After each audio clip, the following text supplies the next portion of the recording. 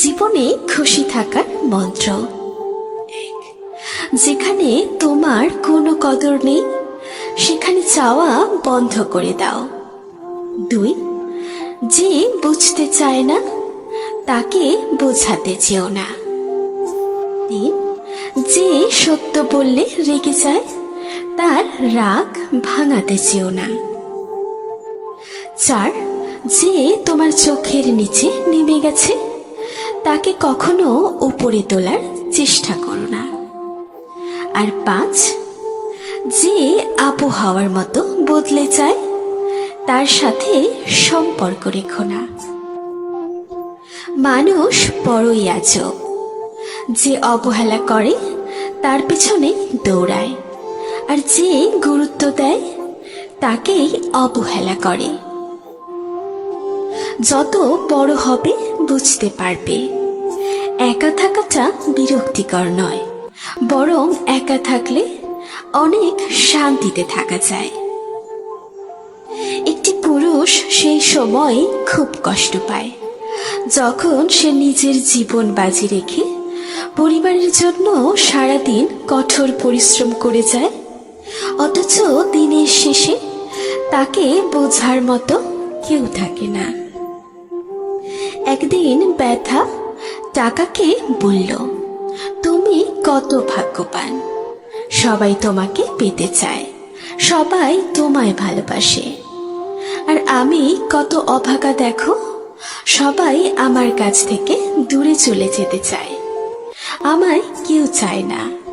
টাকা বলল, ভাগ্যবান তো তুমি, কারণ সবাই তোমাকে পেলে নিজের লোকের কথা আগে মনে করে, আর আমাকে পেলে সবাই নিজের লোককেই ভুলে যায়।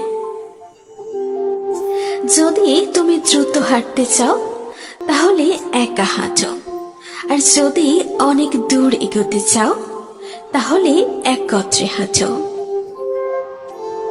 যে তোমাকে হিংসা করে তাকে তুমি কখনো হিংসা করো না, কারণ সে জানে তুমি তার থেকে অনেক শ্রেষ্ঠ, তাই সে তোমায় হিংসা করে। শত্রুর উপদেশ গ্রহণ করো যদি শত্রু জ্ঞানী হয়, আর বন্ধুর উপদেশ বর্জন করো যদি বন্ধু মূর্খ হয়। স্বামী যতক্ষণ ছায়া হয়ে তোমার মাথার উপরে থাকবে ততক্ষণ তোমার সাথে দুনিয়া সবাই সম্মান দিয়ে কথা বলবে। একবার স্বামীবিহীন হয়ে দেখো, কারোর চোখে তুমি আপদ, কারোর চোখে তুমি বোঝা, আবার কারোর চোখে তুমি অসৎ নারী হয়ে যাবে।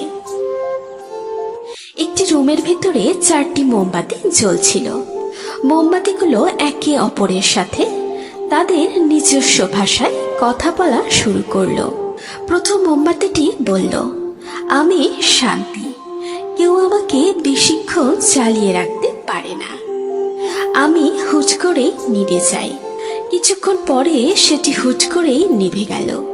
দ্বিতীয় মোমবাতিটি বলল, আমি বিশ্বাস, শান্তি যেহেতু নেই তাই আমার আর জ্বলে থাকার কোনো প্রয়োজন নেই, আমি এখনই নিভে যাব।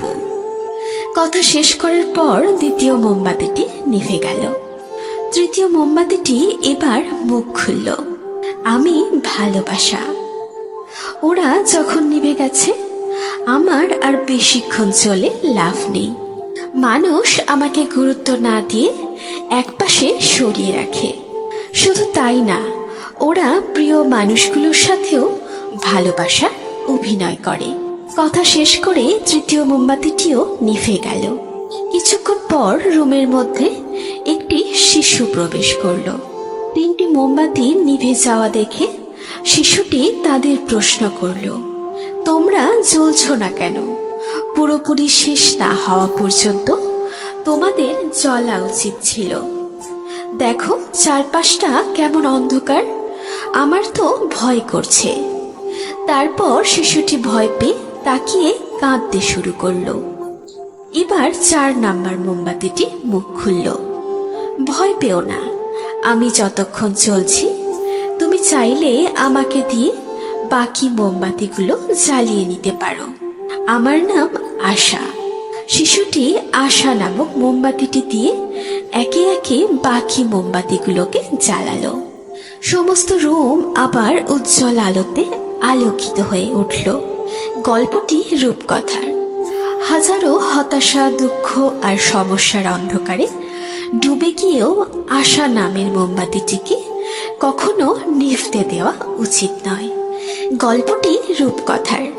হাজারো হতাশা, দুঃখ আর সমস্যার অন্ধকারে ডুবে গিয়ে আশা নামের মোমবাতিটিকে কখনো নিভতে দেওয়া উচিত নয়। কারণ আশা না থাকলে আমাদের জীবন থেকে শান্তি, বিশ্বাস এবং ভালোবাসা সবকিছুই হারিয়ে যাবে। জাহাজের চারপাশে জল থাকে, কিন্তু জাহাজ ডোবে না। কিন্তু যখনই জল জাহাজের ভেতরে প্রবেশ করে তখনই সেটা ডুবে যায়। ঠিক তেমনি মানুষের চারপাশে যখন খারাপ মানুষগুলো থাকে তখন যতই সমালোচনা করুক না কেন কোনোই সমস্যা হয় না। মানুষ মুক্ত খুঁজতে গিয়ে খাঁটি সোনা হারায়, আর শেষে পায় চকচকে লোহা, যা কিছুদিন পরেই মরিচা ধরে যায়। একজন বিজ্ঞ ব্যক্তিকে জিজ্ঞাসা করা হলো যে ইবাদত করার জন্য সর্বোত্তম দিন কোনটি। তিনি বললেন, মৃত্যুর আগের দিন।